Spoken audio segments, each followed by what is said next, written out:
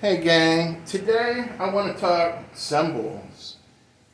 Cymbals to me is very important. Drums are drums. I don't particularly like a lot of toms. I'm not a big tom player, and they are a necessary part of the kit. I have 4 toms, and this is the most that I would have. A 10 and a 12. These two are necessary. You gotta have them. Here's my idea. You watch a lot of drummers do their solo.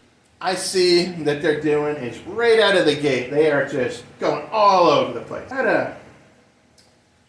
You gotta kind of work your way into your solo. Start slow, maybe just a little kick, a little hat.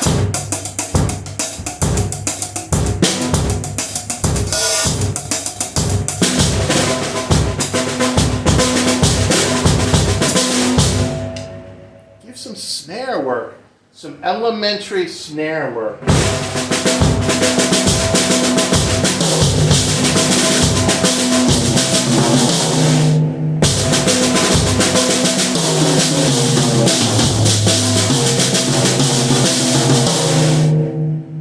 You hear what I did? Kind of sing a melody in your head and play it on the toms. If you want to, at the very end of your solo, if you want to go out with a bang, that's cool. Go out with a bang, but keep it quick and don't make that your whole solo. I see a lot of drummers that, I don't want to name names, but they hit the bass drums. They have double bass drums and they just they hit the and they're just hitting drums senselessly. They're not making any music. They're just hitting it senselessly and the crowd goes crazy. But it's not tasteful. So your solo really needs to start very soft, very simple. Build it up a little bit. Then by the third quarter, you could really get into it. And then if you really want to go into those double kick drums at the very end of your solo, that's cool, Very quick, go out with a bang, and then finish up your tune. Today I want to talk about toms and cymbals. I'm really starting to come to love this 10-inch tom. That high tom really stands out. In a solo, I really can pick out that high end. And you also have 8-inch toms as well. There are 8-inch. It's really a great sound. And if you do have an 8, really a cool sound that really sticks out to me. I wasn't always into the high toms before I was into the low toms. And that song by Bryan Adams had a little bit of a reverb to it. I remember that Bryan Adams song, Heaven, do-doom. Those 2 floor toms, do-doom. Really an impactful part in that song. I can't help but to pick up on that. So the floor toms, to a lot of people, is really where they do most of their solo. And they will do the Zeppelin thing, the kick, floor, kick, floor, kick, floor. Or if they don't have 2 floors, kick, tom, floor. Or kick 16, if that's all they've got. And they do that too much. So yeah, the high toms to me, really punchy, high 10, 8-inch tom, really stand out a lot. And now that I've been playing for a long time, that really sticks out to me more than the floor tom work. Though there are a lot of good drummers like Steve Smith and the drummer for Great White, who had a lot of reverb on his toms too. They really had a powerful 1618. The music, the band, I'm in a bar band, and we play some oldies, and it really doesn't even require any toms. So to make my life easier, I don't bring any toms. Matter of fact, I gig with a piccolo snare and a 20-inch bass drum, and I have a rack and a rod. That's what I gig with, and it happens to be perfect. Now, I want to talk about cymbals. Cymbals is unbelievably important. It is the difference between sounding unique and just being mediocre. It really is. Like those people who just go through the motions, they don't really care. They can play the drums, they can do a regular beat, like go through the motions.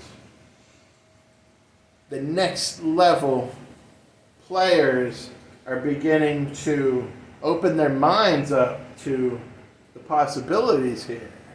There's a lot of sounds that you can get out of cymbals. I love the cymbal. I'm more of a cymbal player because I know the song.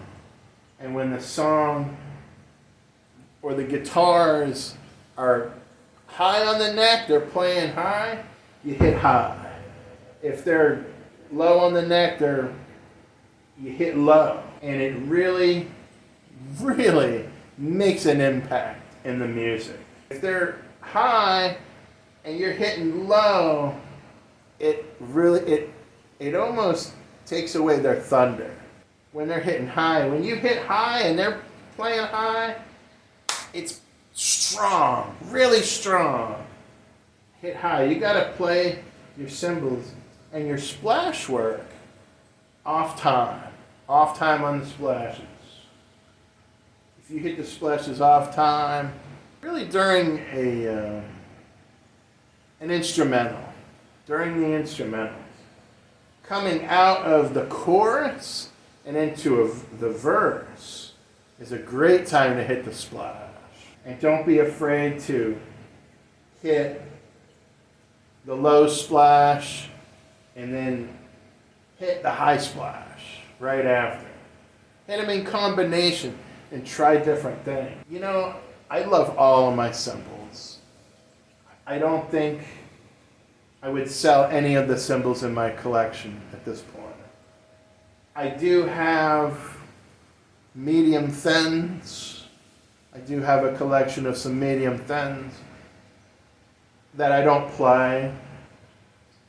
I would probably only play them if we were outdoors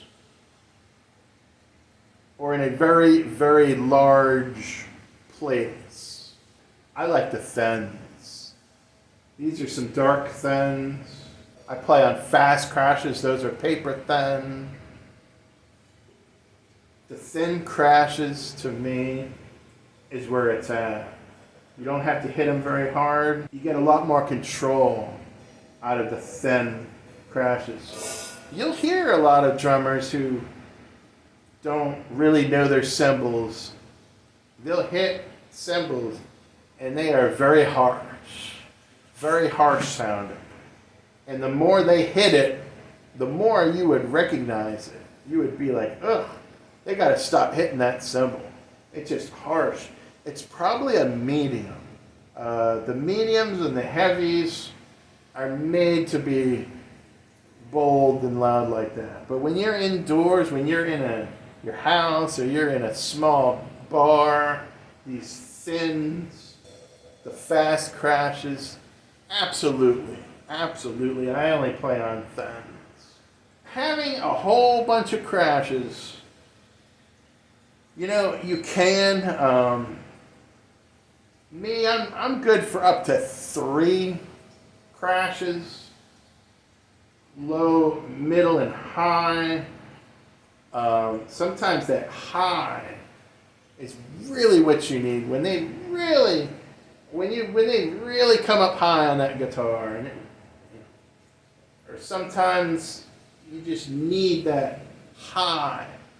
But 2 crashes, I'm good for 2 crashes. 3 crashes at the most. 2, 3 splashes, no problem. And a China does come in useful. At the right time, though.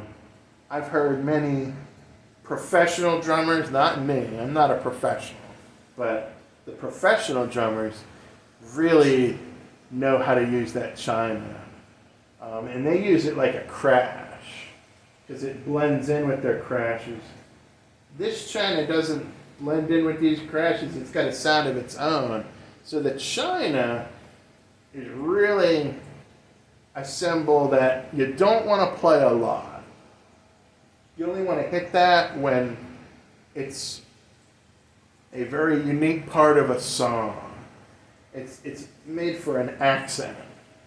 And you may only play it once or twice in a song. You'll hit these main crashes through the whole tune, but that you may only hit that one time. You may only hit that China at the very end of the song when the guitars just growl, when you finish the song, down, and you just hit the China to give it that dynamic ending. So your cymbal work is really going to set you apart as a drummer. More than these drums. More than, I don't care how fast you can hit all of this stuff. You can hit this stuff like Animal from Sesame Street, okay? I'm not impressed. I'm more impressed with the fusion style, like the real drum solo that builds little by little by little. And when you play your cymbals right, oh my God, the cymbals color in everything. I hope this gives you a little bit of an insight. It's been a long lecture. Gang, try to get the thin crashes. The thin crashes, it's going to serve you good inside your small living room, when you play in your bar band, these little clubs. Try to stay away from thick, heavy crashes, and think more dynamic. If you do your solo, try to get away from the Zeppelin floor tom-tom, the boo-doo-boo-doo. Try to create something a little different and have fun with it. So, gang, thanks for listening. We got another video coming out. I'm going to tour this kit. I just got finished setting this up. This is the Pearl ELX in Blue Sparkle. It's a 6-piece and it's absolutely beautiful. I have a 2-sided rack here. I'm going to give you a tour in my next video. Look forward to that.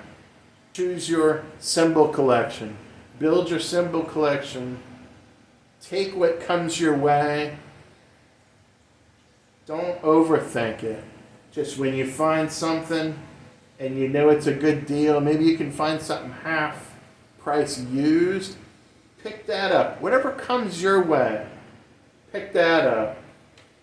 And you'll find that you'll have a collection of what you need. And that'll be your sound. You just got to put the pieces together so that it blends. And then you'll have a collection for all of your kits. See, I have a setup on this kit. I have a setup over at the studio.